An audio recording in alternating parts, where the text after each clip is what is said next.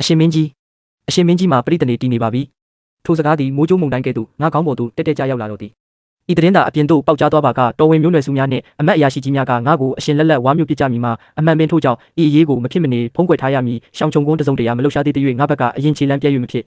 စ်ထိုစဉ်အပြင်ဘက်မှပြင်းထန်သောအားတစ်ခုကြောင့်အဆောင်တော်တကားကြီးဘုံကနေပွင့်ထွက်သွားတော်သည်သူ့ကိုမြင်လိုက်ရသည့်ခဏတွင်ငါစိတ်ဆင်တို့သည်အတိတ်စီသို့လွှင့်မျောသွားရပြန်သည်ငါသည်ဒါဝိနိုင်ငံတော်၏တမိုင်းတွင်အဆိုးဝါးဆုံးအယုတ်မာဆုံးသောမင်းဆိုးမင်းညစ်တစ်ပါးဖြစ်၏သူတို့သည်ငါကိုနှစ်ပေါင်း20တိုင်တိုင်တစ္ဆာခံအလုပ်အကျွေးပြုခဲ့ကြတော့လဲငါသည်မိမပြိုတူဖြစ်မှန်မြည်သူများမသိရှိခဲ့ကြချေတိုးတော်လဲမတက်နိုင်ငါခမဲတော်ကရက်ဆက်လုံးပြီးငါနောင်တော်ကကန်စာတာနှိပ်ပါလုံးခဲ့သည်ကိုခမဲတော်၏လှုပ်ဝက်အမိတ်တော်တဆောင်ကြောင့်ငါသည်ယွန်ယုံအန်းဟူသောပွဲအမိဖြင့်ဧကရစ်မြင့်မြတ်ဖြစ်လာခဲ့ရသည်ထိုအချိန်မှစ၍နဂါဝိယုံကိုဆင်ញံခဲ့ရပြီးမိမသားတို့ဝစ်စင်သောအဝတ်စားများကိုဘယ်တော့အခါမှမဝစ်စင်ခဲ့ရတော့ပေတိုင်းပြည်အာဏာတည်ငြိမ်စေရန်အတွက်ခမဲတော်သည်နက်ရွာမဆန်ရီ၌ရှောင်းချုံကွန်း၏ဖခင်ကိုတပ်ဖြတ်ခဲ့သည်ရှောင်းချုံကွန်းသည်ကငယ်စဉ်ကလေးကပင်ထင်ပေါ်ကျော်ကြားခဲ့သူဖြစ်ပြီးနိုင်ပယ်ဖက်မရှိသောကြောက်စိမ့်သားပမာမင်းသားတစ်ပါးဟုတင်စားကြရသူဖြစ်၏သူသည်ငါကိုနဂါပလင်ပေါ်မှဆွဲချကာတဆစီတောက်ပြက်ပြရန်အချိန်ပြည့်ချောင်းမြောင်းနေခဲ့သည်ငါတို့နှစ်ဦးသည်တဦးနှင့်တဦးရင်ဘတ်ထဲသို့အနက်ဆိုင်ဆုံးစိုက်ဝင်နေသည့်စူးကြုံများပမာဖြစ်ကြပြီးအသားကိုဖက်စား၍အသွေးကိုတောက်ချင်ကြသည့်အထိမုန်းတိကြသောရန်သူဟောင်းကြီးများဖြစ်ကြ၏ငါကလည်းသူ့ကိုရန်ရှာသည့်အနေဖြင့်သူချစ်မြတ်နိုးသောရှဲရောင်ဟွမ်းကိုအတင်းအဓမ္မလူယူကာမိဖုရားခေါင်ကြီးအဖြစ်ညှောက်စားခဲ့သည်သို့တော်ထိုသတင်းကိုကြားလျင်ကြားချင်းသူကစစ်တီတော်နှစ်သိန်းကိုဥဆောင်ကာမြို့တော်သို့ချီတက်တိုက်ခိုက်လာလိမ့်မည်ဟုမိသူကထင်ထားမိနေရန်သူတပ်များဝန်းရံထားသည်မှာတလားပြည့်ခဲ့ပြီးဖြစ်ရာငါမှာလမ်းဆုံးသို့ရောက်ခဲ့ရသည်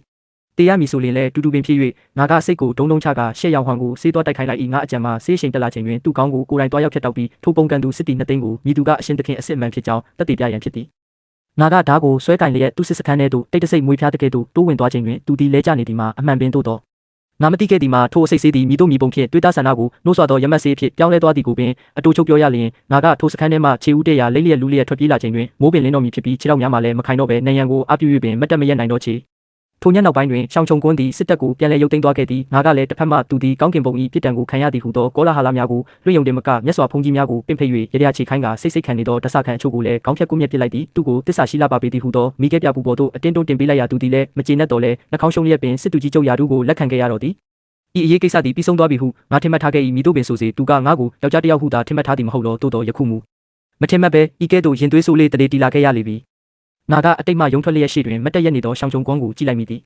ဟွန်းအရှင်မင်းကြီးကတကယ်ကိုစိတ်အေးလက်အေးရှိလာပါပေတယ်ကျွန်တော်မျိုးကအပြင်မှာလောက်ကျန်သူတွေကိုလိုက်လံဖမ်းဆီးပြီးနန်းတော်တစ်ခုလုံးကိုရှင်းလင်းရေးလုပ်နေရတာအရှင်မင်းကြီးကတော့ဒီမှာအားဆေးတွေတောက်ပြီးစိန်ခံနေနိုင်တယ်ပေါ့စစ်သူကြီးချုပ်ကပင်ပန်းလာပါပြီငါကိုတော်ကမနေ့ညကထိတ်လန့်သွားလို့စိတ်မတည်မငြိမ်ဖြစ်နေတာကြောင့်အကြောက်ပြေစိတ်ငြိမ်စေးတောက်နေတာပဲပါလေစစ်သူကြီးချုပ်ကငါကိုတော်ဆေးတောက်တာကိုပါဝင်ရောက်ဆွတ်ဖက်ချင်တာလားစိတ်ငြိမ်စေးဟုတ်စလားရှောင်းချုံကွန်းကနှာခေါင်းတစ်ချက်ရှုံရင်ကျွန်တော်မျိုးကဆေးဝါးဗေဒကိုနားမလည်ပေမဲ့ဒီဆေးနှံကမမှန်ဘူးဆိုတာတော့အနံ့ခံယုံနဲ့သိပါတယ်သူကပြောဆိုနဲ့ငါလက်ထဲမှာဆေးခွက်ကိုအတင်းလူယူရန်လက်လန်းလိုက်သည်ငါကလည်းလက်ကောက်ဝတ်ကိုလျင်မြန်စွာလွှဲရှောင်လိုက်ရင်ရှောင်းချုံကွန်းမင်းရိုင်းလာကြည်လားဒါကငါကိုတော်ရဲ့အဆောင်တော်ပဲအရှင်မင်းကြီးရဲ့အဆောင်တော်ဟုတ်စလားအရှင်မင်းကြီးမင်းနေပုံရတယ်အခုချိန်မှာဒီနန်းတော်တစ်ခုလုံးရဲ့အတွင်းအပြင်ဘယ်နေရာမဆိုကျွန်တော်မျိုးမစစ်ဆေးနိုင်တဲ့နေရာရှိလို့လားမင်းညကနန်းတော်ထဲကိုလောက်ကျန်သူတွေခိုးဝင်လာခဲ့တဲ့ရည်ရွယ်ချက်ကမပြတ်သားဘူးကျွန်တော်မျိုးကအရှင်မင်းကြီးရဲ့ဘေးရန်ရဲ့အတွက်စိုးရိမ်ရတာကြောင့်ဗြဟ္မကျန်တေချာစစ်ဆေးရမှာပဲဒီလိုအရင်မြင့်မရေရတဲ့ဆေးရည်တွေကတစုံတစ်ယောက်ကတက်တေဖြောက်ဖို့ကြိုးစားနေတာမဟုတ်ဘူးလို့ဘယ်သူပြောနိုင်မလဲစစ်သူကြီးချုပ်အတွေးလွန်နေပြီးငါကိုတော်သာတကယ်တက်တေဖြောက်ချင်နေဆိုရင်စိတ်ငြိမ်စေပဲတောက်မနေဘူးမင်းကိုတိုက်ရိုက်ပဲပြောလိုက်မှာပေါ့ရှောင်းချုံကွန်းငါကိုတော်မှာကိုဝင်ရှိနေပြီလို့မင်းဘာပြောလိုက်တယ်ဘာလဲစစ်သူကြီးချုပ်ကအသက်ငယ်ငယ်လေးနဲ့နားမကြားတော့ဘူးလားငါကိုတော်မှာကိုဝင်ရှိနေပြီလို့ပြောတာငါရင်ဘတ်တစ်ခုလုံးတိတ်တိတ်တုံအောင်ခုံလို့သွားရသည်ငကားဝိယုံကိုချထားသဖြင့်သူကဘာမှမခံစားရတော့လဲငါကမူသူ့ထံမှထွက်ပေါ်လာသောလူတက်ငွေများကိုအထင်ရှားခံစားနေရသည်စစ်သူကြီးချုပ်ကငါကိုတော်ရဲ့တွေးကြောကိုစမ်းသက်ကြည့်ချင်လို့လားစိတ်မကောင်းပါဘူးငါကိုတော်ရဲ့ငကားတွေးကြောကိုဘယ်သူမှမဆိုကင်တွယ်ခွင့်မရှိဘူးဘယ်သူတွေးသားလဲဒီရင်တွေးဆိုးကဘယ်သူစီကလဲငါကိုတော်ရဲ့မောင်မမိတန်3000ထဲမှာစစ်သူကြီးချုပ်ကဘယ်သူကိုမေးတာလဲဒါမှမဟုတ်အဲ့ဒီညကစစ်စခန်းထဲမှာစစ်သူကြီးချုပ်ကိုစော်ကားခဲ့တဲ့သူရဲ့တွေးသားများလားအဲ့ဒီညကတကယ်ပဲမင်းဖြစ်နေတာကိုစစ်သူကြီးချုပ်ကအဲ့ဒီညကအေးမီနင်းစီရနံဆွဲကြံနေခဲ့တဲ့လောက်ကျန်သူကဘယ်သူလဲဆိုတာအမြဲတမ်းသိကျင်နေခဲ့တာမဟုတ်ဘူးလားအခုသိသွားတော့လဲဘာလို့မဝင်ခံရဲဖြစ်နေတာလဲမင်းတေချာဆန်းသူကငါပခုံးရုပ်ကိုတစားစီကြေးမွသွားမတက်ညှစ်ချေတော့မိအချိန်တွင်စစ်သူကြီးချုပ်အနောက်ဘက်ဥယျာဉ်မှာတန်တရားဖြစ်ဖွယ်အစအနတွေတွေ့ရပါတယ်လောက်ကျန်သူရဲ့ကြံရပါတွေဖြစ်ပုံရပါတယ်ဟုအပြင်ဘက်မှသတင်းလာဖို့တဖြင့်ရှောင်းချုံကွန်းဤလှုပ်ရှားမှုရပ်တန့်သွားသည်သူစိတ်အာရုံလွင့်သွားသည့်ခဏ၌ငါကသူ့လက်မှယုံထွက်ကနောက်သို့ခြေလန်းနှဲငယ်ဆုပ်လိုက်၏အရှင်မင်းကြီးကိုတေချာစောင့်ကြက်ထားငါအမိတ်မရှိပဲဘသူကိုမျှအဝင်ထွက်မပြုစေနဲ့ရှောင်းချုံကွန်းမင်းငါကိုအကျဉ်းချရဲတယ်ပေါ့အရှင်မင်းကြီးကမကြမ်းမဖြစ်နေလို့အနားယူဖို့လိုအပ်ပါတယ်စောစောကပြောခဲ့တဲ့အတိတ်ပဲမရှိတဲ့စကားတွေနဲ့ပတ်သက်လို့တော့ကျွန်တော်မျိုးတေချာစုံစမ်းပါမယ်သူထွက်ခွာသွားချိန်တွင်ငါခြေထောက်များပျော့ကွေသွားကကတင်ဘေးသို့လဲကျလူနီးပါးဖြစ်သွားရသည်အရှင်မင်းကြီးစေးသမားတော်ရောက်ပါပြီဤကလေးကိုလောလောဆယ်တွင်မဖြစ်မနေထိမ့်သိမ်းထားရမည်ဒါကငါလက်ထဲမှာရှိတဲ့အစမ်းပြားဆုံးနဲ့အထီရောက်ဆုံးကာကွယ်ရေးတစ်တိုင်းပဲအမတ်မင်းရှန်ကိုတွားပြောလိုက်ငါကိုတော်စားလာပြီးငှက်တိုက်စွပ်ပြုတ်ပူပူလေးတောက်ချင်နေပြီးတော့ငါပကုံးကနာနေလို့ဆေးတော်ဆောင်ကအကောင်းဆုံးဆေးစီတွေကိုပို့ပေးဖို့ပြောလိုက် အကျဉ်းချခံထားရသည့်နေ့ရက်များသည်ပြည်ညီငွေ့ွယ်ကောင်းပြီးဖိအားများလာသည့်ရှောင်းချုံကွန်းသည်ငါကိုဝင်ဖြတ်ချရန်ကြိုးစားနေသလားသို့မဟုတ်ငါခန္ဓာကိုယ်တွင်မိမသားတဦး၏အမတ်သားများရှိနေသလားဆိုသည်ကိုလိုက်လံစုံစမ်းနေခဲ့သည်သူကတက်သေးကိုရှာချင်နေခြင်းဖြစ်ရာငါကလည်းသူ့ကိုအကောင်းဆုံးပူးပေါင်းဆောင်ရွက်ပြရုံသာရှိတော့သည်အရှင်မင်းကြီးကမနေ့တနေ့ကထိတ်လန့်သွားခဲ့တာကြောင့်အစာအိမ်နဲ့အသေးမမြမတဖြစ်ပြီးအော်အန်နေရတာပါဟူသောသမားတော်၏စကားများကိုအမတ်မင်းရှန်မြင်မြယုံကြည်သည်ကိုငါမသိတော့လဲဤစကားများအားလုံးရှောင်းချုံကွန်း၏နားထဲသို့တလုံးမကြံရောက်ရှိသွားမည်ကိုမူငါတေချာပေါက်သိသည်တတိယမြောက်နေ့ညနေခင်းတွင်ရှောင်းချုံကွန်းသည်နောက်တစ်ကြိမ်ပြန်လည်ပေါ်လာခဲ့သည်သူကအမတ်မင်းရှန်နှင့်ချွန်းကျူတို့ကိုအပြင်သို့မောင်းထုတ်လိုက်သဖြင့်အဆောင်တော်ထဲတွင်ငါတို့နှစ်ဦးလည်းသာကြံရစ်တော်သည်သူကအနားသို့တိုးမလာဘဲတကားဝမှခြေလမ်းနှင်းငယ်အကွာတွင်ရက်လျက်အရှင်မင်းကြီးဒီနေ့မျက်နှာမကောင်းပါလားအကျဉ်းချခံထားရတဲ့သူကဘသူကမျက်နှာကောင်းနိုင်မှာလဲစစ်သူကြီးချုပ်ကငါ့ကိုအပြင်လွတ်ပေးဖို့လာတာဆိုရင်တော့ငါမျက်နှာချက်ချင်းကောင်းသွားမှာပါသူကစကားမတုံ့ပြန်ပဲစပွဲနာသို့ရှောက်သွားကငါတဝက်တောက်ထားသည့်ရေနွေးခွက်နှင့်အနှဲငယ်သာတိုးမြေးထားသည့်ဟင်းပွဲငယ်ကိုကြည့်ရှုပြီးနောက်ပြန်ချထားလိုက်သည်တမားတော်ကြီးစစ်ဆေးပြီးပြီပဲစိတ်ပူပန်မှုလွန်ကဲပြီးအသေးတက်ကအစာအိမ်ကိုထိခိုက်စေတာကြောင့်စိတ်ငြိမ်စေးနဲ့အစာအိမ်အားဆေးတွေညွှန်ပေးထားတယ်လို့သိရတယ်။အော်စစ်သူကြီးချုပ်ကဂယုတစိုက်ရှိလာပါပေတယ်။အဲ့ဒီညကစစ်စခန်းထဲမှာတကယ်ပဲမင်းလားငါကင်ထားသည့်လက်ချောင်းများအနှဲငယ်တုံရင်သွားတော့လဲစစ်သူကြီးချုပ်ကရှက်ရောင်ဟန်စီကိုလူလွတ်ပြီးစုံစမ်းခိုင်းထားပြီးမဟုတ်လားပါလဲ။သူကမင်းလိုချင်တဲ့အဖြေကိုမပေးဘူးလား။သူကတော့လက်ဖက်ရည်သွားပို့ခဲ့တယ်။အဲ့ဒီနောက်မင်းခိုးဝင်လာခဲ့တယ်လို့ပဲပြောတယ်။အဲ့ဒီနောက်ပိုင်းဖြစ်ပျက်ခဲ့တာတွေကိုတော့သူလုံးဝမသိဘူးတဲ့။ယုံအန်းမင်းငါကိုပြောစမ်းပါဦးယောက်ျားတစ်ယောက်ကဘလို့လို့ကိုဝင်ရှိနိုင်မှာလဲ။ရှောင်းချုံကွန်းမင်းအသက်9နှစ်အရွယ်မှာငါ့ကိုပထမဆုံးအကြိမ်တွေ့တော့ငါဘာပြောခဲ့လဲမှတ်မိသေးလားမင်းကအတ္တတိယမင်းသားလေးကမိန်းကလေးတစ်ယောက်လိုပဲလှလိုက်တာနောက်ပွင့်ရင်အတုံးမကျတဲ့သူဖြစ်လာမှတေချာတယ်လို့ပြောခဲ့တာလေးကြည်စမ်းမင်းကိုယ်တိုင်တော့ငါ့ကိုမိန်းမတစ်ယောက်နဲ့တူတယ်လို့ထင်ခဲ့တာပဲဒါမှမဟုတ်ငါကိုယ်တော်ကပဲထူးခြားတဲ့ခန္ဓာကိုယ်အဆောက်အုံရှိနေတာလားသို့မဟုတ်မင်းတို့ရှောင်းမိသားစုရဲ့ဘိုးဘွားတင်ချိုင်းကအစွမ်းထက်လွန်လို့မင်းရှောင်းချုံကွမ်းကယောက်ျားတစ်ယောက်ကိုတောင်ကိုဝင်ရအောင်လုပ်နိုင်တာလားအတိတ်ပဲမရှိတာဟုတ်တာပေါ့အတိတ်ပဲမရှိတာဒါဆိုစစ်သူကြီးချုပ်ကဘာလုပ်ဖို့ရည်ရွယ်ထားလဲငါကိုယ်တော်ရဲ့ဘိုက်ကမြညာအထိအတိတ်ပဲမရှိနိုင်မလဲဆိုတာစောင့်ကြည့်မလို့လားမင်းတေချာဂယုစိုက်ပြီးနေစမ်းပါရှောင်းချုံကွန်းငါပခုံးနဲ့လက်ကဝတ်ကအခုထိနာနေတော့မဲမင်းညစ်ထားတာလေအမတ်မင်းရှန်ကိုအကောင်းဆုံးဆေးစီတွေပို့ခိုင်းလိုက်ဦးအမာရွတ်မကြံစေမဲ့ဆေးမျိုးဖြစ်ရမယ်သူကငါ့ကိုရှုပ်ထွေးလာတော့မျက်ဝန်းများဖြင့်စူးစိုက်ကြည့်ကနောက်ဆုံးတွင်ဘာမှမပြောဘဲလှည့်ထွက်သွားတော့သည်တကားကြီးပြန်လဲပိတ်ဆို့သွားချိန်တွင်ချွန်းကျူကမျက်ရည်ဝဲလျက်အနားသို့တိုးကလာ၏အရှင်မင်းကြီးဒီလိုတိုက်ဆက်သွားရင်မဖြစ်တော့ဘူးဖခင်အရှင်မင်းကြီးရဲ့ခန္ဓာကိုယ်အခြေအနေကကြာကြာဖုံးကွယ်ထားလို့ရမှာမဟုတ်ဘူးငါကမျက်စိမိတ်လျက်ဆေးစီအေးမြမှုကိုခံစားရင်းဘာမှမပြောမိချေငါကအလှည့်ပြောင်းတစ်ခုသို့မဟုတ်အခွင့်အရေးတစ်ခုကိုစောင့်ဆိုင်းနေခြင်းဖြစ်သည်ထိုအခွင့်အရေးသည်ငါထင်ထားသည့်ထက်ပိုမိုမြန်ဆန်စွာပိုမိုအန္တရာယ်ကြီးစွာဖြင့်ရောက်ရှိလာခဲ့သည်9ရက်မြောက်သောနေ့နနက်ခင်းညီလာခံချိန်တွင်ငါသည်အကျဉ်းချခံထားရသဖြင့်ညီလာခံမတက်နိုင်ခဲ့ချေသို့သောအပြင်ဘက်မှပုံတန်မောင်းတန်များသည်မြင်မာသောတိုင်းများကိုဖျက်ကျော်လျက်ပဲ့တင်ထက်နေစေဖြစ်ရာထိုအာဏာအမြင့်ဆုံးတိုင်ကြီးအဆောင်တော်တွင်မြင်မြပြင်းထန်သောအားပြိုင်မှုများဖြစ်ပွားနေသည်ကိုသိနိုင်ပေသည်ရုတ်တရက်အပြင်ဘက်မှထူးခြားသောစူညံတံများတိုးကပ်လာခဲ့သည်စစ်သူကြီးချုပ်အမိတ်ရှိတယ်အရေးကြီးကိစ္စဖြစ်လို့အရှင်မင်းကြီးကိုချက်ချင်းဝင်ရောက်တွေ့ဆုံရမယ်တကားဝမှအဆောင်များတုံဆိုင်နေပုံရတော့လဲမကြမီမှာပင်လေးလံတော်တကားကြီးပွင့်ဟသွားပြီးရှောင်းချုံကွန်းသည်မင်းသားဝိယုံကိုတင်းနေစွာဆင်မြန်းလျက်လက်ထဲတွင်အိမ်မြောင်သားကိုအိမ်မထုတ်၍ကန်ဆောင်ကဝင်ရောက်လာသည်သူနောက်တွင်ထိတ်လန့်တုန်လှုပ်နေသောအမတ်ကြီးအချို့ပါလာခဲ့ပြီးထိုထဲတွင်ငါးပါထွေးတော်ရွှင်ကြီးလည်းပါဝင်နေ၏စစ်သူကြီးချုပ်ကဘာသဘောလဲဓားကိုကန်ဆောင်ပြီးနန်းဆောင်ကိုကျူးကျော်ယုံတင်မကအမတ်မင်းတွေကိုပါခေါ်ဆောင်လာတယ်ဆိုတော့ငါကိုယ်တော်ရဲ့ရှေ့မောက်မှာပုံကံမှုကိုပြသချင်တာလားရှောင်းချုံကွန်း၏မျက်နှာကပုံမူတီးတန့်သွားကအရှင်မင်းကြီးကျွန်တော်မျိုးကညီလာခံမှာလှုပ်ဝက်သတင်းတစ်စောင်ရရှိခဲ့ပါတယ်တစုံတစ်ယောက်ကအရှင်မင်းကြီးရဲ့အဆောင်တော်ထဲမှာမြည်သူမြည်ဝါမှမသိတဲ့မိမတအူးကိုဝတ်ထားတယ်လို့တိုင်တန်းလာတာကြောင့်တိုင်းပြည်တည်ငြိမ်ရေးအတွက်ကျွန်တော်မျိုးကအဆောင်တော်ကိုစစ်ဆေးပြီးအရှင်မင်းကြီးရဲ့တန်ရှင်းမှုကိုတက်တည်ပြရပါမယ်အတိတ်ပဲမရှိတာဤအဆောင်တော်ကငါကိုယ်တော်ရဲ့အိတ်ဆောင်ပဲဘဲကမိမကိုဝတ်ထားရမှာလဲစစ်သူကြီးချုပ်မင်းငါကိုဆွဆွဲချင်ရင်တော့တမိုင်းဝင်မဲ့အကြောင်းပြချက်မျိုးရှာတင်တဲ့ဓာတ်ကိုဆွဲကင်ပြီးပုံကံဖို့ကြိုးစားတာလားကျွန်တော်မျိုးမဝင်ရဲပါဘူးအရှင်မင်းကြီးရဲ့အိတ်ဆောင်ဖြစ်လို့ဒါပို့ပြီးတေချာအောင်စစ်ဆေးရမှာပါအကယ်၍အရှင်မင်းကြီးကတကယ်ပဲတန်ရှင်းနေဆိုရင်ဘာကိုစိုးရိမ်နေမှာလဲဒါမှမဟုတ်အရှင်မင်းကြီးကစိတ်ထဲမှာမလုံလို့ကျွန်တော်မျိုးတို့ကိုပေးမစစ်တာလားငါရင်ဘက်တစ်ခုလုံးဒေါသကြောင့်နှိမ့်ချီမြင့်ချီဖြစ်လာကကိုဝင်ဆောင်စိတ်တစားကြောင့်အော့အန်ဂျင်စိတ်ကလည်းပြန်လဲတိုးဝေးလာသည်အမတ်ကြီးများသည်တဦးကိုတဦးမျက်ရည်ပြလိုက်ကြပြီးနောက်ပထွေးတော်ရွှင်ကြီးကရှေ့သို့တိုးလာကအရှင်မင်းကြီးဒေါသကိုထိန်းတော်မူပါစစ်သူကြီးချုပ်ကလည်းစိုးရိမ်စိတ်ကြောင့်တော်ဝင်မျိုးနွယ်ရဲ့ဂုံတိတ်ခါကိုထိမ့်သိမ်းဖို့ကြိုးစားတာပါအကယ်၍အဆောင်တော်ထဲမှာဘာမှမရှိဘူးဆိုရင်စစ်ဆေးခွင့်ပေးလိုက်တာကပိုပြီးတန်ရှင်းကြောင်းတက်တည်ပြရရောက်ပါတယ်ဖေဟာငါကရှောင်းချုံကွန်းလက်ထဲမှာဓားကိုလက်ညှိုးထိုးပြလိုက်ရင်ကောင်းပြီလေစစ်သူကြီးချုပ်နဲ့အမတ်မင်းတို့ကငါကိုယ်တော်ရဲ့အိတ်ဆောင်ကိုဒီလောက်တောင်စိတ်ဝင်စားနေကြမှာတော့စစ်ဆေးခွင့်ပေးမယ်ဒါပေမဲ့အကယ်၍ရှာမတွေးခဲ့ရင်တော့စစ်သူကြီးချုပ်မင်းလက်ထဲကဓာတ်နဲ့မင်းရဲ့လက်မောင်းတစ်ဖက်ကိုငါကိုယ်တော်နဲ့အမတ်မင်းတို့ရဲ့ရှေ့မောက်မှာတင်ကိုယ်တိုင်ဖြတ်တောက်ပြီးမင်းရဲ့ပြစ်မှုကိုပေးဆက်ရမယ်ဟာအရှင်မင်းကြီးမဖြစ်ပါဘူးဖေဟာအမတ်များကထိတ်လန့်တုန်လှုပ်ကုန်ကြသည်ရှောင်းချုံကွင်း၏လက်များချက်ချင်းတင်းကျပ်သွားပြီးနောက်ဆုံးတွင်သူကဓာတ်ကိုဓာတ်အိမ်ထဲသို့ပြန်လဲထည့်သွင်းလိုက်ကအရှင်မင်းကြီးကအရှုံးဖောက်နေတာပဲကျွန်တော်မျိုးကအရှင်မင်းကြီးအပေါ်တစ္ဆာရှိလာပါတယ်ဘလို့လောက်ခန္ဓာကိုယ်အစိပ်ပိုင်းနဲ့လောင်ကြီးထက်ဝန်းပါမလဲအရှင်မင်းကြီးကဒီလောက်တောင်တန်ရှင်းနေမှတော့ကျွန်တော်မျိုးယုံကြည်ပါတယ်ဒီနေ့ကိစ္စကကျွန်တော်မျိုးကောလာဟလကိုယုံမိလို့အရှင်မင်းကြီးကိုနှောက်ယှက်မိတာပါကျွန်တော်မျိုးပြန်ခွင့်ပြုပါဦးသူကပြောဆိုနဲ့မိသူကိုမြပြန်မကြည့်ပဲလှည့်ထွက်သွားတော့သည်အမတ်ကြီးများသည်လည်းထိတ်လန့်တုန်လှုပ်လျက်နောက်မှကမှုရှူတိုးလိုက်ပါသွားကြ၏ ထိုဓာဖြတ်ပွဲအပြီးတွင်အဆောင်တော်အတွင်းအပြင်၌ထူးဆန်းသောတိတ်ဆိတ်မှုများလွှမ်းမိုးသွားခဲ့သည်ရှောင်းချုံကွန်းသည်စစ်ဆေးရေးအကြောင်းကိုထပ်မံမပြောတော့ချေအမတ်မင်းရှန်ကလည်းပစ္စည်းများကိုစစ်ဆေးဆဲဖြစ်တော်လဲထိုပြင်းထန်သောဖိအားများမှာအနှဲငယ်ရော့ပါသွားခဲ့သည်သို့သောနေ့ရက်များကုန်လွန်လာသည်နှင့်အမျှငါခန္ဓာကိုယ်၏ကိုဝင်ဆောင်လက္ခဏာများကပုံမူတိတာလာသည်ရင်းကိုဖုံးကွယ်ရန်အတွက်ငါကချွန်းကျူကိုလက်ဖက်ရည်ခွက်များကိုခဏခဏအတင်းတိုက်ခိုက်ခိုင်းပြီးငါကိုယ်တော်ညဘက်အိမ်မက်ဆိုးမဲ့၍ထိတ်လန့်နေသည်ဟုအကြောင်းပြကတမားတော်ထံမှစိတ်ငြိမ်စေးများကိုပုံမူတောင်းခံခဲ့ရသည်သို့သောခန္ဓာကိုယ်၏ပြောင်းလဲမှုများကိုအနီးကပ်လှုပ်ကြွေးနေသူများအားကြာရှည်ဖုံးကွယ်ထား၍မရနိုင်ချေရှောင်းချုံကွန်းကငါကိုစုံစမ်းနေတကယ်သူငါကလည်းသူ့ကိုပြန်လည်စုံစမ်းရမည်တနေ့မိုးလွဲပိုင်းတွင်ငါကချွန်းကျူကိုခေါ်၍ချွန်းကျူစစ်သူကြီးရှန်ကနေတိုင်းအပြင်မှာစောင့်ကြက်နေရတာပင်ပန်းလာပြီးမင်းဒီနေ့မိဖို့ဆောင်ကိုသွားပြီးအစုပ်ကိုအားကောင်းစေမဲ့တကြားကဲတစ်တော်တီစွပ်ပြုတ်လေးလှုပ်ခိုင်းလိုက်ပြီးရင်ငါကိုယ်တော်ရဲ့အမိနဲ့စစ်သူကြီးရှန်ကိုသွားပေးလိုက်ပါအရှင်မင်းကြီးဒါကဘာလဲငါကိုယ်တော်ကငါရဲ့လက်အောက်ငယ်သားကိုဂယုစိုက်တာမရဘူးလားမှတ်ထားရင်ကျေးပြူငါစွာပြောပါမကြသေးခင်ကနန်းတော်ထဲမှာကိစ္စတွေများနေလို့စစ်သူကြီးရှန်ပင်ပန်းနေတာကိုဂယုစိုက်တဲ့အနေနဲ့ပေးတာလို့ပြောအတန်ကြဲကြဲမလုပ်နဲ့နောက်တနေ့တွင်စစ်သူကြီးရှန်ပို့ပေးသောနေ့လည်စာထဲတွင်ငါနှစ်သက်သောစပယ်ပန်းတကြားခဲကြာဆွဲဟင်းပွဲပါလာခဲ့သည်ငါကကြာဆွဲတစ်ခုကိုယူ၍နမ်းကြည့်လိုက်ရာငွေပြန်သောရနံ့ကိုသာရရှိသဖြင့်တလုတ်ကိုက်စားလိုက်မိသည်သို့သောအပြောင်းလဲသည်9ရက်မြောက်သောညနေပိုင်းတွင်ဖြစ်ပွားခဲ့သည်ငါကအိတ်ဆက်၍မရဘဲပိုက်ထဲမှအနှဲငယ်နာကျင်မှုကိုခံစားနေရသည်ချွန်းကျူကအပြင်ကန်းတွင်အိပ်ပျော်နေစေဖြစ်ရာငါကစူညံတန်ထွက်ပေါ်သွားမည်ကိုစိုးရိမ်သဖြင့်အတင်းအောင်ထားမိသည်ထိုစဉ်အပြင်ဘက်မှထူဆန်းသောစူညံတန်များထွက်ပေါ်လာခဲ့သည်ယင်းသည်စစ်တီတော်များ၏ခြေတံမဟုတ်ဘဲရှုပ်ထွေးလာသောခြေတံများနှင့်ဓာခုတ်တံများဖြစ်၏လောက်ကျန်သူရှိတယ်အရှင်မင်းကြီးကိုကာကွယ်ကြစစ်သူကြီးရှန်၏အော်ဟစ်တန်ကြောင့်ငါရင်တစ်ခုလုံးတုံးလုံးသွားကခတင်ပေါ်မှချက်ချင်းထထိုင်လိုက်မိသည်ချွန်းကျူကလည်းမျက်နှာဖြူဆုပ်လျက်ပြေးဝင်လာပြီးအရှင်မင်းကြီ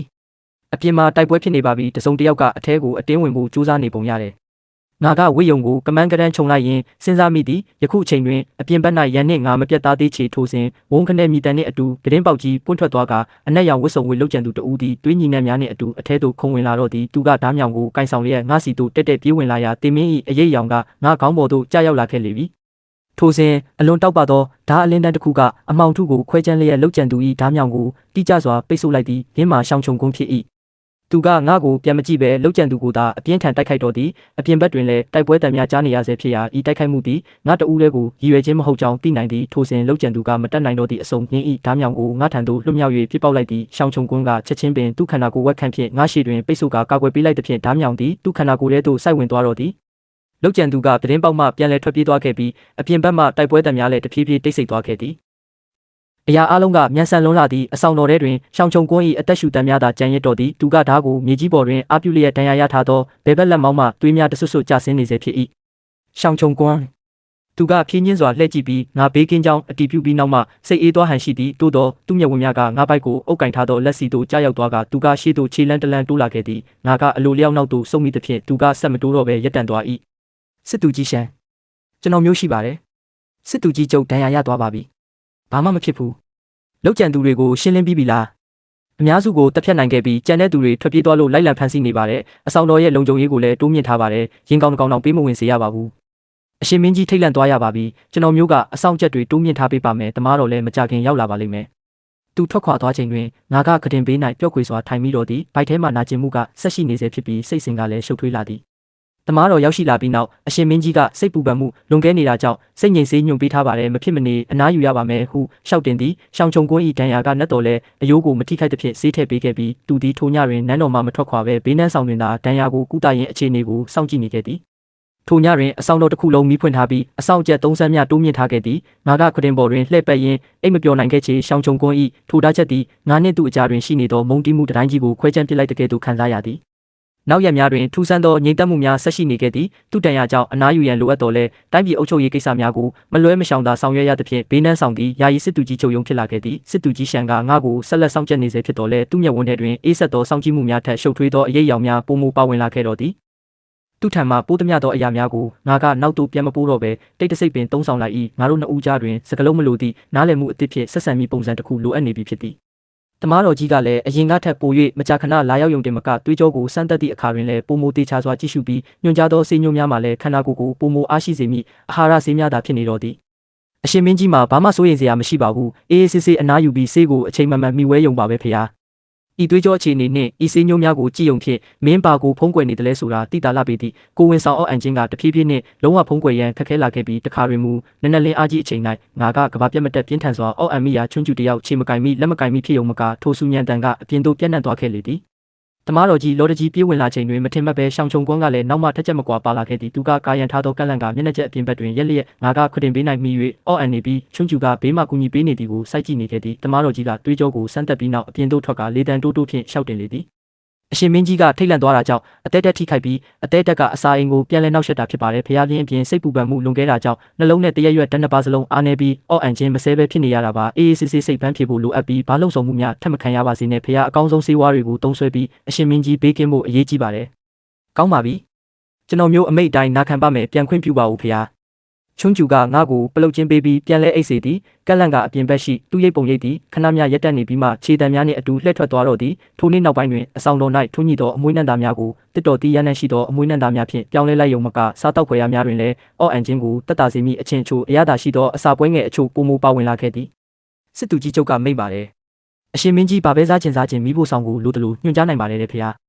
ာငါတို့နှစ်ဦးကြားတွင်မြည်သည့်စကားများမဆိုမိကြချေထိုညကရှောင်းချုံကုန်းကအတွက်ကာကွယ်ပေးခဲ့သောဓာတ်တစ်ချက်သည်ငါတို့နှစ်ဦးကြားတွင်မြင်မရသော6ကဘာကြီးတစ်ခုပမာခြားနားနေစေဖြစ်သည်လောက်ကျန်မှုရေးကိုလိုက်လံစုံစမ်းခြင်းမှာတိတ်ပြီးခရီးမတွင်လှချေလောက်ကျန်သူအများစုမှာအသေးခံစစ်တီများဖြစ်ကြပြီးတော်ဝင်မျိုးနွယ်စု၏အစုံဖျားရှိလူအချို့ထံသို့စုံစမ်းရရှိချိန်တွင်လမ်းစာပြတ်တောက်သွားခဲ့သည်လူများကမူနောက်ွယ်တွင်အထူးကကြိုးကင်သူအခြားရှိနေသည်ကိုရိပ်မိကြပေသည်ညီလာခံအလဲတွင်အခြေအနေများကလှုပ်ခတ်နေစေဖြစ်၏ကျွန်တော်မျိုးတို့ကစစ်သူကြီးချုပ်ရှောင်းချုံကုန်းကိုနန်းတော်လုံခြုံရေးမခိုင်မာလို့အရှင်မင်းကြီးကိုထိတ်လန့်စေခဲ့တဲ့ပြစ်မှုနဲ့ဆွဆွဲပယ်ချပါတယ်။ရှောင်းချုံကုန်း၏ရန်သူများကလည်းငါနှင့်စစ်သူကြီးချုပ်ကြားတွင်မပြတ်သားသောပတ်သက်မှုများရှိနေသည်ဟု၍ကောလာဟလများကိုတိတ်တဆိတ်ဖြန့်ဝေနေကြသည်။ယင်းအပြင်အကဲခတ်မြန်သောအမတ်ကြီးအချို့ကမူငါကိုယ်တော်ညီလာခံမတက်သည်မှာကြာမြင့်နေခြင်းနှင့်ရှောင်းချုံကုန်း၏အဆောင်တော်သို့မကြာခဏအဝင်ထွက်ပြုနေခြင်းတို့ကိုကြည့်ပြီးထူးခြားသောအငွေ့အသက်အချို့ကိုရိပ်မိကတန်တရားစိတ်များဖြင့်စောင့်ကြည့်နေကြတော့သည်ဤသို့ဖြင့်ငါနှင့်ရှောင်းချုံကွန်းသည်တဦးနှင့်တဦးခွဲမရအောင်တင်းကျပ်စွာပူးတွဲချီနှောင်ခြင်းခံလိုက်ရလေပြီးຫນွေဦးကုံ၍ຫນွေရာသီတို့ကူးပြောင်းလာချိန်တွင်ဝစ်စင်သောအဝတ်စားများမှာပါလွှာလာခဲ့သဖြင့်ငါဘိုက်ကိုနေ့စဉ်နှင့်အမျှဖုံးကွယ်ထားရန်မတက်နိုင်တော့ချေငါလာသားရွယ်ကိုဝင်ရှိနေသောဘိုက်ကိုပွားရောင်းသောနဂါးဝေယုံနှင့်ကျွမ်းကျင်စွာချီနှောင်ထားသောခပ်ပတ်များဖြင့်ဖုံးကွယ်ထားတော်လဲအနီးကပ်လူများ၏ရှေ့မောက်တွင်မူလုံးဝကြီးလှုပ်ဝက်ထားရန်မဖြစ်နိုင်တော့ပေခါဝန်းကတဖြည်းဖြည်းတုတ်လာပြီးလှုပ်ရှားသွားလာသည့်အခါတွင်လည်းမိမိကိုယ်ကိုမတိလိုက်ပဲလေးလံထိုင်းမိုင်းကအဆအရာရာတတိထားနေရတော့သည်ရှောင်းချုံကွင်း၏အကြည့်များသည်ငါခန္ဓာကိုယ်ပေါ်တွင်ကြာမြင့်စွာဆွဲမြဲနေတတ်ပြီးထိုစူးစိုက်ကြည့်ရှုခြင်းများကြားတွင်တဖြည်းဖြည်းနှင့်လေးလံထိုင်းမိုင်းလာသောရှုပ်ထွေးမှုများဖြင့်အစားထိုးလာခဲ့သည်သူသိနေပြီသူစောစောကလေးကသိနေခဲ့ခြင်းဖြစ်သည်သို့သောငါတို့နှစ်ဦးစလုံးကထိုနောက်ဆုံးကလန့်ကာစကိုဆွဲမဖွင့်မိကြသေးချေမိဖုရားခေါင်ကြီးမိဖုရားရှေ့ရောင်ဟွန်ကနန်းတော်တကားဝမှာဝင်ခွင့်တောင်းခံနေပါတယ်ဖုရားထိုညကသူကိုယ်တိုင်ပြစ်မှုကိုတာဝန်ယူခဲ့ပြီးနောက်ရှောင်းချုံကွန်းကသူ့ကိုအပြစ်ကြီးကြီးမားမားမပေးခဲ့ပဲပုံမိုတိတ်ဆိတ်သောနန်းဆောင်တစ်ခုသို့သာရွှေ့ပြောင်းပေးခဲ့သည်ရင်းသည်အနားယူခြင်းဟုအမိတက်ထားတော်လဲတပိုင်းတစအကျဉ်းချထားခြင်းပင်ဖြစ်ပြီးသူ့ပေါ်ထားရှိသောသဘောထားမှာအလွန်ပြတ်သားလာသည်တကားဆောင်စစ်တီများကသူ့ကိုတားဆီး၍မရနိုင်ပဲဤအချိန်တွင်ရောက်ရှိလာခြင်းဖြစ်ရာငါကလည်းဝင်ခွင့်ပြုလိုက်၏သူ့ကိုအထဲဝင်ခွင့်ပြုလိုက်ပါရှေ့ရောင်ဟွမ်ဝင်ရောက်လာချိန်တွင်ငါမှရခင်ကလှပတင့်တယ်ပြီးမျက်ဝန်းထဲတွင်အချစ်ရိပ်များလွှမ်းနေသောမိဖုရားခေါင်ကြီးရှေ့ရောင်ဟွမ်ဖြစ်မှန်းလုံးဝမမှတ်မိနိုင်တော့ချေယခုမူသူမသည်ရိုးရှင်းသောဝတ်စုံကိုဆင်မြန်းလျက်မျက်နှာအမူအရာမှာအေးဆက်ငြိမ်သက်လွန်းလာပေသည်သူမကဘေးလူများကိုအပြင်သို့ထွက်စေခဲ့သဖြင့်နန်းဆောင်ထဲတွင်ငါတို့နှစ်ဦးလည်းသာကြံရစ်တော်သည်သူမကငါ့ကိုစိုက်ကြည့်ရင်ငါထိုင်နေတော့လဲဖုံးကွယ်ထား၍မရသောဗိုက်စီတို့အကြည့်များကြားရောက်သွားကမြည်သည့်အံ့ဩမှုများမရှိဘဲဆိုလိုက်သည်အရှင်မင်းကြီးကျွန်တော်မျိုးမကဒီနေ့မှာအရှင်မင်းကြီးထံကနေကိစ္စတစ်ခုကိုတောင်းဆိုပြီးအဖြေတစ်ခုကိုလည်းသိကျင်လို့လာခဲ့တာပါဖေဟာကျွန်တော်မျိုးမကိုနန်းတော်ကနေထွက်ခွာပြီးတော်ဝင်ဖုန်းကြီးကျောင်းမှာတာသနာဘာဝင်ခွင့်ပြုဖို့တောင်းဆိုချင်ပါတယ်အဲ့ဒီမှာပဲစပင်မရိတ်ပဲတီလာဆောက်တည်ရင်ကျန်းရှိတဲ့ဘဝတတန်းကိုအေးချမ်းချမ်းကုန်လုံးစေချင်တာဒါကအရှင်မင်းကြီးထံတောင်းဆိုတဲ့ကိစ္စပါဒါဆိုအဖြေကောဘာလဲဖေဟာအရှင်မင်းကြီးအဲ့ဒီညကစစ်စခန်းထဲမှာရှောင်းချုံကုန်းနဲ့အတူရှိခဲ့တာအရှင်မင်းကြီးကိုယ်တိုင်ဟုတ်တယ်မလားငါနှလုံးသားတစ်ခုလုံးကျုံဝင်သွားရတော့လဲဝင်လဲမခံညင်းလဲမငင်းမိချေကျွန်တော်မျိုးမကစောစောကလေးကရိပ်မိတင်တာပါရှောင်းချုံကွန်းလိုမာနာကြီးတဲ့သူကအဲ့ဒီလူကသာအဆုံးကုန်ထူးခြားမနေခဲ့ရင်ဘာလို့ဒီလောက်တောင်စိတ်အခြေအနေပြပြသွားရမှာလဲပြီးတော့ကျွန်တော်မျိုးမလို့ထင်မှတ်နေတော့ကဘာလို့ဒီလောက်တောင်ဒေါသထွက်ခဲ့ပြီးနောက်ဆုံးမှာတော့ကျွန်တော်မျိုးမကိုမတက်ခဲ့ရတာလေအရှင်မင်းကြီးသိပါသလားရှောင်းချုံကွန်းမြို့တော်ကိုမတိုက်ခိုက်ခင်ကကျွန်တော်မျိုးမရဲ့ဖခင်စီကိုတိတ်တဆိတ်လာခဲ့ဘူးတယ်ရှောင်းချုံကွန်းကကျွန်တော်မျိုးမရဲ့ဖခင်ကိုလမ်းနှစ်လမ်းပေးခဲ့တယ်တလမ်းကရှက်မိသားစုတစ်ခုလုံးကိုကာကွယ်ပေးဖို့ကူညီမယ်နောက်တလမ်းကတော့ရှက်မိသားစုကိုမြေလံပစ်မယ်ဒါပေမဲ့သူကဂတိပေးခဲ့တယ်အောင်မြင်သည်ဖြစ်စေရှုံးနိမ့်သည်ဖြစ်စေကျွန်တော်မျိုးမရဲ့အသက်ကိုတော့ကာကွယ်ပေးပြီးတင့်တော်တဲ့နေရာစီစဉ်ပေးမယ်နန်းတွင်အရှုပ်ထွေးတွေလည်းလုံးဝမပါဝင်စေရဘူးတဲ့သူကရွှေမိသားစုကိုမုန်းတီးပေမဲ့ကျွန်တော်မျိုးမအပေါ်မှာတော့နောက်ဆုံးအကြိမ်ဖြစ်တန်ရောစဉ်သို့မဟုတ်နောက်တရားထားရှိခဲ့တာပဲ ရှောင်းချုံကွန်းကအဲ့ဒီညကလူကိုကျွန်တော်မျိုးမလို့ထင်မှတ်ခဲ့ပေမဲ့နောက်ပိုင်းမှာတော့အရှင်မင်းကြီးဖြစ်နေမလားဆိုပြီးတန်တရားဝင်လာခဲ့တဲ့သူကနီးမျိုးစုံနဲ့လိုက်လံစုံစမ်းရင်ဝေခွဲမရဖြစ်နေကြတာအဲ့ဒီလောက်ကျန်မှုဖြစ်ပွားတဲ့အထိပါပဲရှောင်းချုံကွန်းကအရှင်မင်းကြီးအတွက်ဓာတ်ချက်ကိုကာကွယ်ပေးခဲ့တာကိုကျွန်တော်မျိုးမကအဝေးကနေကြည့်ပြီးချက်ချင်းသဘောပေါက်သွားခဲ့တဲ့အချို့သောအရာတွေကိုဖုံးကွယ်ထားလို့မရနိုင်ပါဘူးအရှင်မင်းကြီးမုံတီးမှုကိုဖုံးကွယ်ထားလို့မရတယ်လို့ဂယုဆိုင်မှုကိုလည်းဖုံးကွယ်ထားလို့မရပါဘူးကျွန်တော်မျိုးမကအရှင်မင်းကြီးကိုပြောပြချင်ရုံတင်မကတတိပေးချင်တာကတော့ရှောင်းချုံကွန်းဆိုတဲ့လူကစိတ်သက်အလွန်ခိုင်ပါတယ်တွေးပင်လေကဲ့သို့နှက်ဆိုင်တဲ့ရန်မျိုးတွေကိုထမ်းပိုးထားပြီးအာနာကိုလည်းလိုချင်မဲ့မောသူဖြစ်ပေမဲ့သူ့ရဲ့အယိုးထဲမှာတော့လုံးဝကြီးရက်ဆက်တတ်တဲ့သူမဟုတ်ပါဘူးရှောင်းချုံကွန်းကအရှင်မင်းကြီးပုံမှာထားရှိတဲ့စိတ်ခံစားချက်ကအလွန်ရှုပ်ထွေးလာပါတယ်မုံတီးတာကအမှန်တရားဖြစ်တယ်လို့အဲ့ဒီညကအရှင်မင်းကြီးအတွက်ခြေမတွန့်ပဲဓာတ်ချက်ကိုကာကွယ်ပေးခဲ့တာကလည်းအမှန်တရားပါပဲယခုမူအရှင်မင်းကြီးရဲ့ပိုက်ထဲမှာသူ့ရဲ့သွေးသားကိုလွှဲထားရပြီးဖြစ်ရာဤစစ်တူရင်ကစားပွဲကတဦးတည်တဦးရှင်ရမယ်ရိုးရှင်းတဲ့ပွဲမျိုးမဟုတ်တော့ပါဘူးအရှင်မင်းကြီးရဲ့ပိုက်ထဲကကလေးကအလှည့်ပြောင်းတစ်ခုဖြစ်တယ်လို့အခွင့်အရေးကောင်းတစ်ခုလည်းဖြစ်နိုင်ပါတယ်ဘလို့ရွှေ့ကွက်ကိုရွှေ့မလဲဆိုတာကတော့အရှင်မင်းကြီးနဲ့စစ်သူကြီးချုပ်ရှောင်းချုံကွန်းတို့ရဲ့စိတ်ကူးစိတ်တမ်းပေါ်မှာပဲမူတည်ပါတယ်ဖခင်ကျွန်တော်မျိုးမှပြောစရာရှိတာပြီးပါပြီအရှင်မင်းကြီးကိုစိတ်နှစ်ပါးဘေးကင်းပါစေ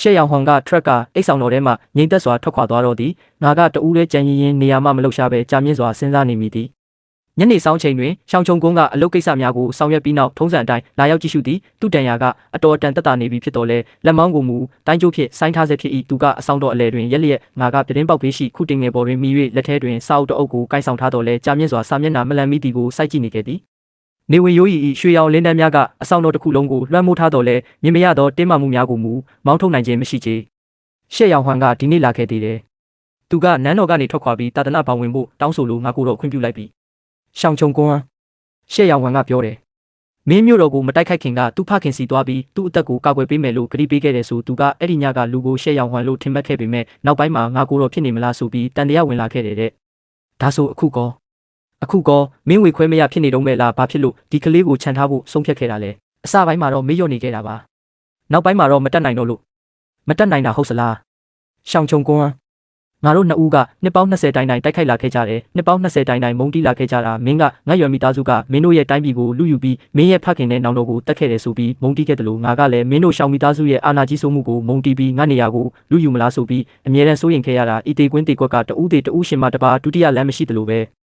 ဒါပေမဲ့သူရောက်လာခဲ့ပြီးငါတို့နှစ်ဦးရဲ့သွေးသားတွေစီးဆင်းနေတဲ့အရင်သွေးဆိုးလေးရောက်လာခဲ့ပြီးမင်းငါကိုတက်လိုက်ရင်တိုင်းပြည်အာဏာကိုရရှိနိုင်ပေမဲ့မင်းကမင်းဆိုးမင်းညစ်တို့မဟုတ်တစ္ဆာဖောက်ဆိုတဲ့အမဲဆက်ကိုထာဝရထမ်းပိုးသွားရမှာဖြစ်တယ်လို့ရှောင်းမိသားစုကလည်းပုံကန်သူဆိုတဲ့နာမည်ဆိုးကိုဘယ်တော့မှစေးကြောနိုင်မှာမဟုတ်ဘူးငါကလည်းသူ့ကိုတက်ပစ်လိုက်ရင်တို့မဟုတ်တစုံတရာဖြစ်ပွားသွားရင်ငါဆိုတဲ့မင်းဆိုးမင်းညစ်ကလမ်းဆုံးသွားမှာဖြစ်တယ်လို့မင်းကိုထိန်းချုပ်နိုင်မဲ့နောက်ဆုံးတော့လောင်းကြီးလေ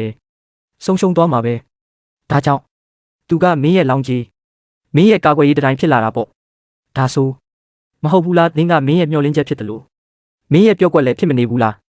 နောက်ဆုံးစကလုံးနှလုံးကိုငါကလေးတန်းအလုံးတိုးဖြစ်ဆိုလိုက်တော့လဲသူ့ရင်ဘက်ကိုတူကြီးဖြစ်ထူရိုက်လိုက်တဲ့ကဲ့သို့ခံစားရစေသည်သူ့မျက်နှာအမူအရာချက်ချင်းပြောင်းလဲသွားကရှေ့သို့ခြေလန်းတလန်းတိုးလျက်ငါလေပင်ကိုအတင်းဆွဲကင်လိုက်တော့သည်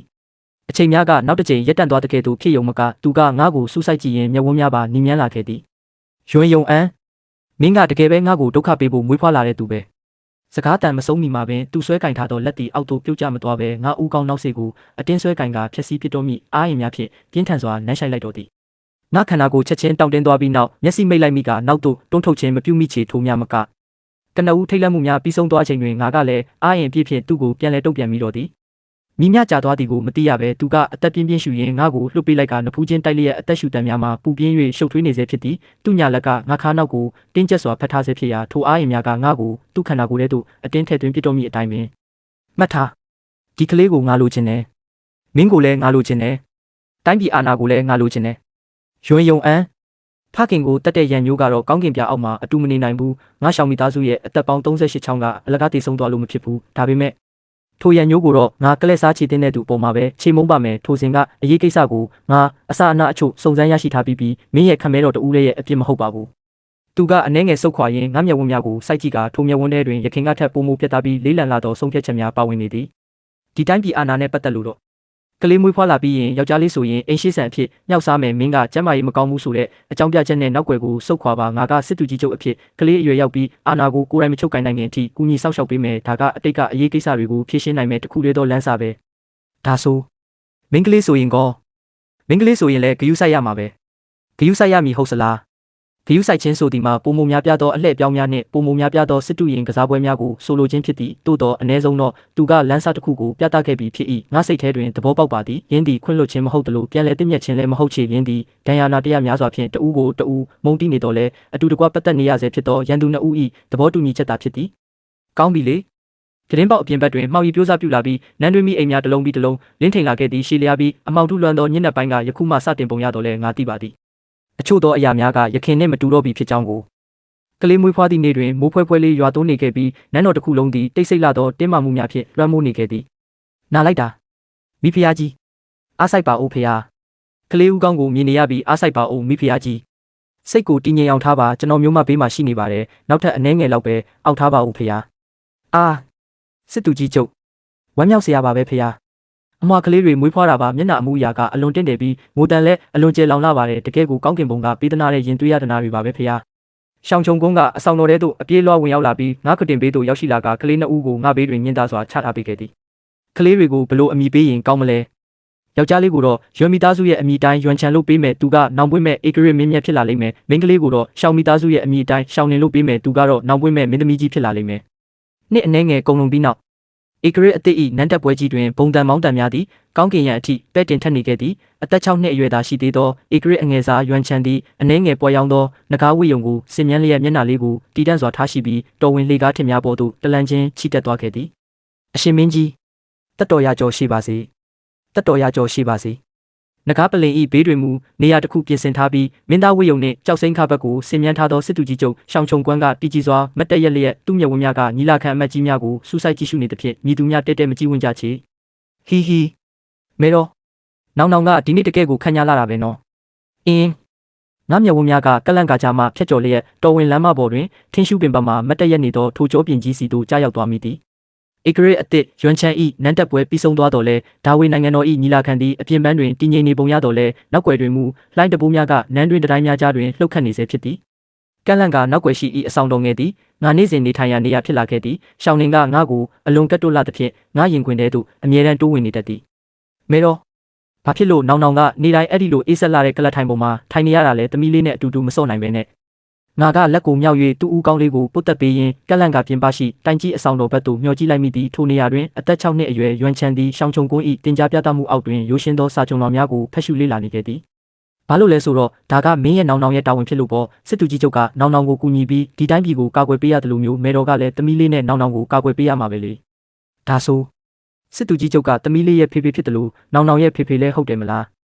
းငါလက်ချောင်းများချက်ချင်းရက်တန့်သွားကအဆောင်တော်တွင်းရှိလေထုမှလည်းအနှဲငယ်တောင့်တင်းသွားတဲ့ကဲ့သို့ဖြစ်ရုံမကချွန်းကျူကတကြားရီခွက်ကိုကင်ဆောင်ရက်ဝင်ရောက်လာချိန်တွင်ထိုစကားကိုကြားပြီးတကားဝတွင်ခြေလန့်ရက်တန့်သွားကအသက်ပင်ပြင်းပြင်းမရှိဝင်ပဲဖြစ်သွားရသည်အင်းသူကသမီးတို့ရဲ့ဖေဖေပဲအမကလေးနှစ်ဦးမွေးဖွားလာပြီးနောက်ငါနှင့်ရှောင်းချုံကို၏ပတ်သက်မှုသည်ဤနန်းတော်ထဲတွင်အနက်ရှိုင်းဆုံးနှင့်လျှို့ဝှက်အစံပြဆုံးအရာတစ်ခုဖြစ်လာခဲ့သည်သူကအာနာကြီးဆိုသောစစ်သူကြီးချုပ်အဖြစ်ရှိနေစေဖြစ်တယ်လို့ငါကလည်းအေးချမ်းချမ်းနေထိုင်သောအရှင်မင်းကြီးဟောင်းဖြစ်ရှိနေစေဖြစ်သည်လူအများရှိတွင်ငါတို့သည်မင်းနှင့်အမတ်ဖြစ်ကြပြီးတဦးကိုတဦးထိန်းချုပ်နေသောပြိုင်ဘက်များဖြစ်ကြတော့လေကက်လန့်ကနောက်ွယ်တွင်မူကလေးနှစ်ဦး၏မိဘများဖြစ်ကြပြီးဘဝတဝက်ခန့်မုန်းတီးလာခဲ့ကြတော့လေနောက်ဆုံးတွင်သွေးသားရင်းမြစ်ကြောင့်ပေါင်းစည်းခဲ့ကြသူများဖြစ်သည်ရှောင်းချုံကုန်းကအလုံးမကြခဏလာရောက်တတ်သည်နေ့စဉ်အလုပ်ကိစ္စများဆောင်ရွက်ပြီးနောက်ဤအဆောင်တော်ငယ်သို့အရင်ဆုံးလာရောက်တတ်ပြီးတခါတရံတွင်ရွမ်ချန်ကိုခေါ်ဆောင်၍တိုင်းတင်ပေးတတ်တယ်လို့တခါတရံတွင်မူတဦးလဲလာရောက်တတ်သည်ဒီနေ့တွင်သူတဦးလဲလာရောက်ချိန်၌ငါကခုတင်ငယ်ပေါ်တွင်ထိုင်လျက်ရှောင်းလင်ကအဆောင်တော်ထဲတွင်ကြောက်စိမ့်လိပ်ပြရုပ်လေးကိုလိုက်လံဖန်ဆီးစော့ကစားနေသည်ကိုကြည့်ရှုနေမိသည်သူကငါဘေးသို့လျှောက်လာကရှောင်းလင်ဤပျော်ရွှင်စရာရိပ်ပုံရိပ်လေးကိုစိုက်ကြည့်ရင်းရွမ်ချန်ကဒီနေ့ရေးတဲ့စာစီစာကုန်းကမစိုးဘူးဧကရတပါးရဲ့အရေးအယောင်အနှဲငယ်ပါဝင်နေပြီးဒါကမင်းတေချာတင် जा ပေးလို့ပေါ့သူ့စိတ်နေသဘောထားကမင်းနဲ့တူတယ်လို့ငါနဲ့လည်းတူတယ်ဧကရဖြစ်ဖို့တင့်တော်ပါတယ်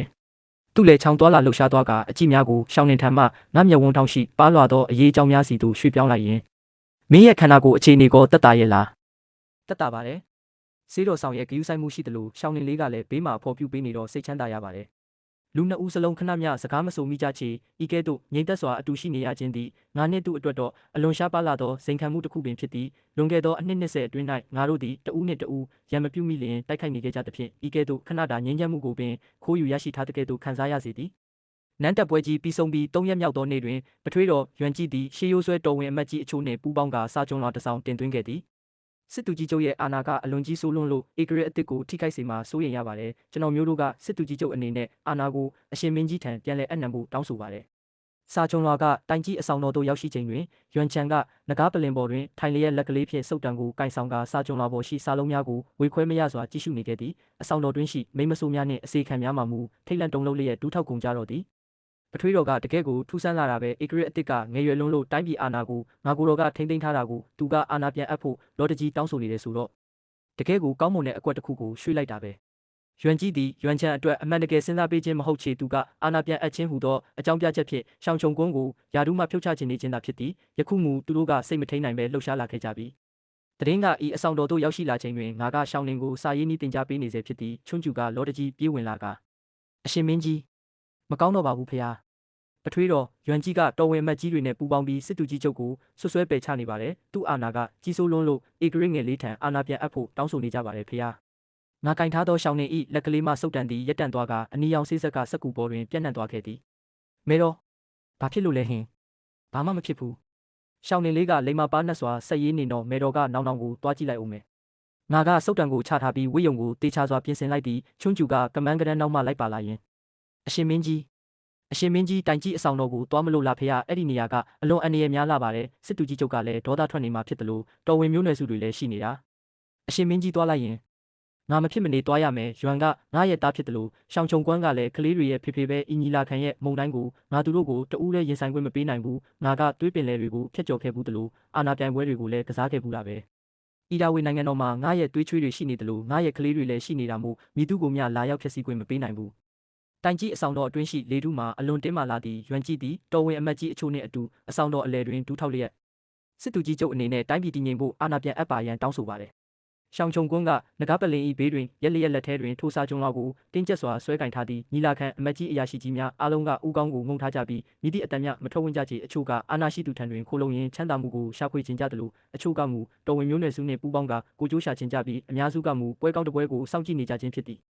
ငါအဆောင်တော်ထဲသို့လှမ်းဝင်လိုက်ချိန်တွင်စူညံတန်များချက်ချင်းရက်တန့်သွားကလူတိုင်း၏အကြည့်များကငါထံသို့ကြားရောက်လာခဲ့သည်အရှင်မင်းကြီးဟောင်းအရှင်မင်းကြီးကဘာဖြစ်လို့ဒီနေရာကိုရောက်လာတာလဲဖေဟာဒါကညီလာခံအရေးကိစ္စဖြစ်တယ်လို့အရှင်မင်းကြီးကလည်းနောက်ွယ်ကိုစုတ်ခွာသွားပြီဖြစ်လို့ဝင်ရောက်ဆွတ်ဖက်ဖို့မသင့်တော်ပါဘူးဖေဟာဝင်ရောက်ဆွတ်ဖက်ဖို့မသင့်တော်ဘူးဟုတ်စလားအီဒါဝေနိုင်ငံတော်ကငါရွယ်မိသားစုရဲ့တိုင်းပြည်ဖြစ်တယ်လို့ငါရဲ့သားကလည်းနဂါပလင်ပေါ်မှာထိုင်နေတာပဲတစုံတစ်ယောက်ကငါသားကိုဒုက္ခပေးဖို့နဲ့ဤတိုင်းပြည်ကိုဖျက်ဆီးဖို့ကြိုးစားနေတာကိုငါကဘာဖြစ်လို့ဝင်ရောက်ဆွတ်ဖက်လို့မရရမှာလဲအဆောင်တော်တွင်ရှိအမတ်ကြီးများအားလုံးတုံးလုံးသွားကြရုံမကရွမ်ကြီးကိုယ်တိုင်ပင်ဦးကောင်းကိုငုံချလိုက်မိကမျက်ဝန်းထဲတွင်ထိတ်လန့်မှုများထင်ဟပ်သွားခဲ့သည်ရှောင်းချုံကွန်းကငါ့ကိုလှည့်ကြည့်ရင်မျက်ဝန်းထဲတွင်နှက်ဆိုင်လာသောရှုပ်ထွေးမှုများပါဝင်လာခဲ့သည်ရွမ်ကြီးမင်းကစစ်သူကြီးချုပ်ရဲ့အာဏာကကြီးစိုးလွန်းလို့ဧကရစ်အစ်စ်ကိုထိခိုက်စေတယ်လို့ပြောတယ်နော်ဧကရစ်အစ်စ်ကအသက်6နှစ်ပဲရှိသေးလို့တိုင်းပြည်အရေးကိုနားမလည်သေးဘူးအကယ်၍သူကအာဏာပြန်အပ်လိုက်ရင်ဘသူကဧကရစ်အစ်စ်ကိုကူညီဆောင်ရှောက်မှာလဲဘသူကဤတိုင်းပြည်အရေးကိုစီမံခန့်ခွဲမှာလဲဘသူကတိုင်းပြည်ကိုကာကွယ်ပြီးရန်သူတွေကိုတွန်းလှန်မှာလဲတော်ဝင်မျိုးနွယ်စုထဲမှာလည်းအရေးချင်းရှိတဲ့သူတွေအများကြီးရှိပါတယ်ကျွန်တော်မျိုးတို့ကဧကရစ်အစ်စ်ကိုကူညီပြီးတိုင်းပြည်အရေးကိုစီမံပေးနိုင်ပါတယ်ဖေဟာအရေးချင်းရှိတဲ့သူတွေဟုတ်စလားမင်းပြောတဲ့အရေးချင်းရှိတဲ့သူတွေဆိုတာကအင်ကြီးအိမ်ကောင်းတွေထဲမှာနေထိုင်ရင်ကြပြဆက်ပြီးတဦးကိုတဦးတိုက်ခိုက်ဖို့ပဲတက်ကြတဲ့သူတွေလေအားလုံးကအတုံးမကျတဲ့သူတွေကြီးပဲထိုစဉ်ကနေဆက်မှာအရေးပေါ်အခြေအနေဖြစ်ပွားပြီးရန်သူတွေကျူးကျော်လာချိန်တုန်းက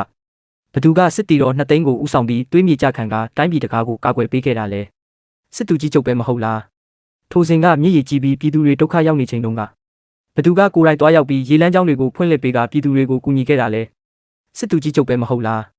းထိုစဉ်ကငါကိုယ်တော်မကြမ်းမမာဖြစ်နေချိန်တုန်းကဘသူကအခြေအနေတွေကိုထိမ့်သိမ့်ပြီးရွမ်ချန်ကိုနန်းတင်ပေးခဲ့တာလေစစ်သူကြီးချုပ်ပဲမဟုတ်လားသူ့ရဲ့အာဏာကသူ့ရဲ့အရေးချင်းကြောင့်ရရှိလာတာဖြစ်တယ်လို့ဤတိုင်းပြည်နဲ့ငါသားအတွက်ဆောင်ရွက်ပေးခဲ့တာပဲအကယ်၍သူကတကယ်ပဲပုံကန်ခြင်းနဲ့ဆိုရင်ထိုစဉ်ကစစ်တပ်နဲ့မြို့တော်ကိုဝိုင်းထားချိန်မှာငါ့ကိုတပ်ပစ်လိုက်လို့ရတာပဲဘာဖြစ်လို့ယနေ့အထိစောင့်ဆိုင်ပြီးကလေးတယောက်ကိုကူညီဆောင်ရှောက်ပေးနေမှာလဲငါကိုယ်တော်အာဏာပြန်အပ်သည်ဖြစ်စေမအပ်သည်ဖြစ်စေမင်းတို့ပြောပိုင်ခွင့်မရှိဘူးဧကရစ်အစ်စ်ကိုယ်တိုင်အာဏာမချုပ်ကင်နိုင်ခင်အထိဤတိုင်းပြည်အရေးကိုငါကိုယ်တော်ထိမ့်သိမ်းထားမယ်ဘသူကကန့်ကွက်ဝင်မလဲကန့်ကွက်တဲ့သူကငါရဲ့ရန်သူပဲရွမ်ကြီးကအထက်လူကြီးကိုပြစ်မှားပြီးမကောင်းတဲ့အကြံစီတွေနဲ့ညီလာခံကိုနှောက်ယှက်တာကြောင့်သူ့ကိုတော်ဝင်မျိုးနွယ်စုအမိကနေပယ်ဖြတ်တဲ့တေတံကနေကင်းလွတ်ခွင့်ပေးပေမဲ့ယာဒုကနေထုတ်ပယ်ပြီးပြည်သူအဖြစ်ပြောင်းလဲကနေဆက်ဒေတာတို့တစ်သက်လုံးပြည်နေတံပေးလိုက်တယ်ဘယ်တော့မှမျိုးတော်တို့ပြန်မလာစေရဤကဲ့သို့ဖြင့်ညီလာခံဤမုံတိုင်းကြီးသည်လူနှစ်ဦးစလုံးဤပူးပေါင်းမှုကြောင့်ချက်ချင်းပင်ငြိမ်သက်သွားခဲ့ရပြီးစကလုံးမလို့သည့်နားလည်မှုအသစ်ဖြင့်ပြီးဆုံးသွားခဲ့သည်အဆောင်တော်တကားဝါသို့ရောက်ရှိချိန်တွင်သူကခြေလမ်းရက်တန့်ကငါ့ကိုလှည့်ကြည့်ရင်ဒီနေ့အတွက်ကျေးဇူးတင်ပါတယ်